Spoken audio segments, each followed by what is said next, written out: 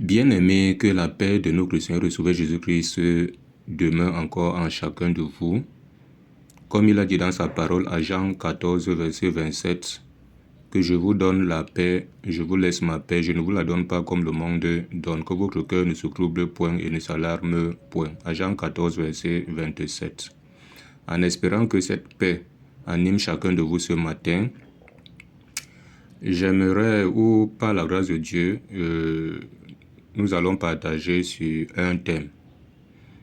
Le thème parle de l'ancien d'église. Le thème de ce jour, c'est ancien d'église. Bien aimé, on s'est rendu compte que dans les milieux dits chrétiens, les gens s'autoproclament anciens d'église sans toutefois remplir les conditions qu'il faut pour être l'ancien d'église de Jésus. Bien aimé, vous allez trouver les anciens d'église femmes. Or, ici, à la lumière de la parole, la femme n'est pas ancien d'église. Et ceux qui aspirent à devenir anciens d'église doivent remplir les conditions qu'il faut pour être anciens d'église. Et ceux aussi qu'on établit anciens d'église doivent aussi remplir ces conditions-là. Parce qu'il y a ceux qui aspirent et ceux qu'on établit aussi. Bien aimé, vous allez trouver d'autres qui sont anciens d'église, d'autres c'est par révélation. D'autres, c'est parce qu'ils parlent bien directement, on les établit anciens d'église.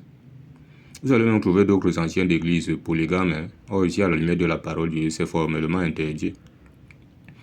D'autres même ne connaissent même pas la parole de Dieu, ne sont même pas capables même de faire un enseignement, développer un enseignement qui puisse édifier plusieurs. Ou de faire même une prédication. Parce qu'on va lire à la lumière de la parole de Dieu. Vous allez trouver d'autres que dans leur maison, ils sont incapables même de prendre soin de ceux de leur maison, de les encadrer par la parole de Dieu, et d'autres même de remplir même leur, comment il peut dire ça, de remplir leurs tâches en fait, de parents dans leur propre maison, mais ils veulent être anciens d'église dans l'église du Seigneur. D'autres, leurs propres enfants sont accusés de débauche, d'autres d'impudicité, d'autres, eux-mêmes, ces anciens-là, d'autres sont même de bons ivrognes. Ils s'adonnent au vin jusqu'à ce n'est plus bon. Or, ici, à la lumière de la parole, il est formellement interdit à un ancien de s'adonner au vin. Bien aimé, vous allez trouver d'autres même parce qu'ils ont donné un espace où les frères doivent persévérer ou partager la parole. Ils veulent s'ériger en enseignant de la parole de Dieu, ne comprenant rien même de la grâce ou ni de la loi. Mais ils veulent enseigner la parole de Dieu. Or, Jacques 3, verset 1 dit là-bas que bien aimé qu'un grand nombre parmi vous ne se mettent pas à enseigner quand sera plus sévèrement jugé. Et vous voyez les gens les suivre comme des moutons. Et ce qui n'est pas normal. Bien aimé, on va examiner ici à la lumière de la parole de Dieu, le véritable ancien de Jésus. Si toi qui aspires à devenir ancien et que tu ne remplis pas ces conditions-là, il faut t'abstenir de le faire. Et toi qui t'autoproclames ancien et que tu ne remplis pas ces conditions-là, il faut faire attention. Parce que les choses de Dieu ne sont pas les choses du monde. Parce que dans le monde qu'il y a un fourre-tout. Mais les choses de Dieu, il y a de l'ordre. Parce qu'il a dit à 1 Corinthiens 14 là-bas, verset, je crois, 32 ou 33 comme ça. Il dit que Dieu n'est pas un Dieu de désordre, mais de paix. Donc, n'installez pas le désordre dans les choses de Dieu. On va prendre rapidement Tite 1, verset 5 à 9. Tite chapitre 1, verset 5 à 9. Écoutons ce que ça nous dit. Il nous dit, Tite 1, verset 5 à 9, « Je t'ai laissé en Crète, afin que tu mettes en ordre ce qui reste à régler, et que, selon mes instructions, tu établisses des anciens dans chaque ville. S'il s'y trouve quelques hommes irréprochables, dont un ancien doit d'abord être irréprochable, mari d'une seule femme. » On n'a pas dit mari de plusieurs femmes. Vous allez trouver d'autres anciens même qu'ils monnaient pour qu'on les établisse anciens dans les milieux dits chrétiens. Parce qu'ils sont soit amis du pasteur, soit je ne sais quoi. Et voilà, on les établit des anciens. On dit ayant des enfants fidèles, donc il faut que leurs propres enfants soient fidèles dans les choses de Dieu. Qu'ils ne soient ni accusés de débauche, ni rebelles. Vous là, qui vous autoprogrammez anciens, que vous avez des enfants qui sont accusés de débauche et rebelles, vous allez même trouver d'autres que leurs propres femmes même. Ne les écoutent même pas, ne sont même pas soumis à eux. Hein. Ne sont même pas obéissantes. Elles sont rebelles jusqu'à quand l'homme est à 1, elles sont à 5. D'autres même qui ont même les femmes non croyantes. Hein. Mais on les établit anciens. D'autres même sont même incapables même, de défendre même la saine doctrine, mais ils sont anciens. On continue ici au verset 7. On dit car il faut que l'évêque soit irréprochable. Un ancien, c'est un évêque. Un évêque, c'est un ancien. Contrairement à ce qu'on vous enseigne là, que l'évêque est au-dessus du prêtre, non. Parce que tout enfant de Dieu est un prêtre. Apocalypse 1, verset 4 à 6, là-bas nous dit que Dieu a fait donner un royaume des sacrificateurs. Sacrificateur veut dire prêtre, parce que Jésus est le souverain sacrificateur, dont le grand prêtre, ou prêtre au-dessus des prêtres.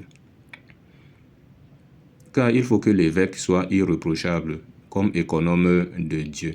Qu'il ne soit ni arrogant, donc il ne faut pas qu'il soit arrogant, ni colère.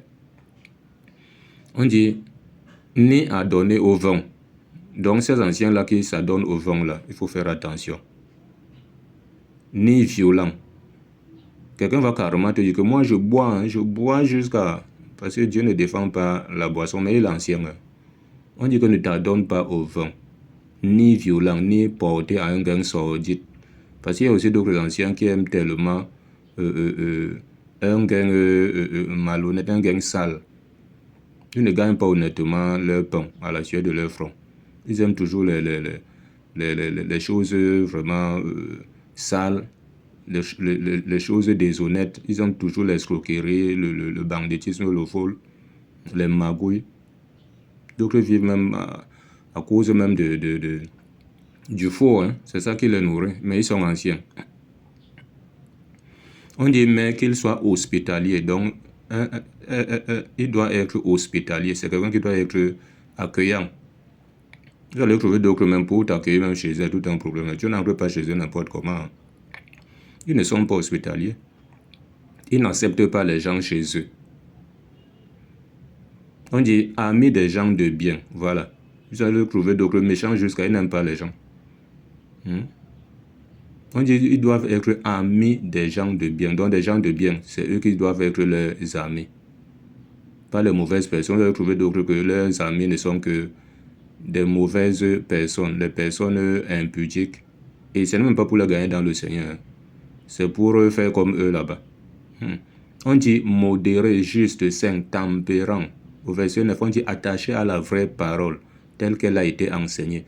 Donc, il faut qu'il soit attaché à la vraie parole, pas à la fausse, à la vraie. Que partout où il soit capable d'exhorter selon la saine doctrine et de refuter les contradictions. Mais d'autres ne sont même pas enracinés et fondés dans la vraie parole. Je vous dis, ils sont incapables de développer un enseignement, ils ne savent même pas la vraie et la fausse église. Donc, pour eux, tous ceux qui disent Seigneur, Seigneur, ce sont des serviteurs de Dieu. Et partout on dit Jésus, Jésus, c'est Dieu là-bas. Ils appellent tout le monde serviteurs de Dieu. Et vous qui les suivez là, sachez qu'ils vous amènent dans la fosse. Parce que Jésus a dit, je crois, à Matthieu 15, là-bas, verset 14. Il dit, laissez les sons des aveugles qui conduisent des aveugles. Si un aveugle conduit un aveugle, ils tomberont tous deux dans la fosse. Parce que vous les suivez. Eux-mêmes, ils sont des aveugles, ils ne connaissent même pas la parole de Dieu. Mais vous les suivez comme des moutons. Donc si vous lisez Matthieu 15, verset 14, ça parle de ça. On va continuer la parole de Dieu. Voici ce que 1 Timothée 3, verset 1 à 7 nous dit. 1 Timothée 3, verset 1 à 7. Voilà, 1 Timothée 3, verset 1 à 7 nous dit. Cette parole est certaine, si quelqu'un aspire à la charge d'évêque, voilà, celui-ci aspire. On dit, il désire une œuvre excellente. Il faut donc que l'évêque soit irréprochable, marié d'une seule femme. On revient encore avec les mêmes critères qu'on venait de lire à titre. On dit sobre, modéré, réglé dans sa conduite, hospitalier, propre, enseigné. On n'a pas dit qu'il est là comme ça. Il est ancien, mais ne connaît rien. On dit qu'il faut qu'il ne soit ni adonné au vin, ni violent, mais indulgent, pacifique, désintéressé. Il faut qu'il dirige bien sa propre maison et qu'il tienne ses enfants dans la soumission et dans une parfaite honnêteté. Car si quelqu'un ne sait pas diriger sa propre maison, comment prendra-t-il soin de l'œuvre de l'Église de Dieu? Il ne faut pas qu'il soit un nouveau converti, de peur qu'enflé d'orgueil, il ne tombe sous le jugement du diable. Tu peux être vieux en âge, mais tu es un nouveau converti. Tu ne comprends rien des choses de Dieu. Oui, et l'autre qui est même jeune en âge, il n'est pas un nouveau converti. Il comprend très bien les choses de Dieu. Il est mature. Il est enraciné, fondé dans les choses de Dieu. Il ne fait pas du n'importe quoi. Le trouver les anciens, certains anciens, le commérage, les noms des gens sont dans leur bouche jusqu'à. Mais ils sont les anciens. Ils sont en train de diriger les choses de Dieu. Et les gens le suivent. Au verset 7, on dit, il faut aussi qu'ils reçoivent un bon témoignage de ceux du dehors, afin de ne pas tomber dans l'opprobre et dans les pièges du diable. D'autres même n'ont même pas un bon témoignage des gens. Mais ils sont anciens. Voilà. On va terminer avec 1 Timothée 5, verset 17. Écoutons ce que 1 Timothée 5, verset 17 nous dit ici. 1 Timothée 5, verset 17, il dit que les anciens qui dirigent bien soient jugés dignes d'un double honneur. Il dit surtout ceux qui travaillent à la prédication et à l'enseignement. Donc, il faut qu'un ancien doit diriger bien d'abord. Et la dirigeance n'est pas dans le bavardage pour rien. Il faut diriger au travers de l'encadrement. Tu encadres les gens au travers de la parole, de la saine doctrine. Donc, tu dois être un modèle pour eux.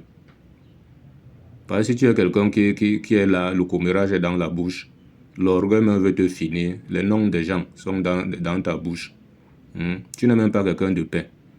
Tu veux toujours qu'il y ait les disputes au milieu des gens, au milieu des frères, qu'il y ait toujours des accords, qu'il y ait toujours la haine et autres.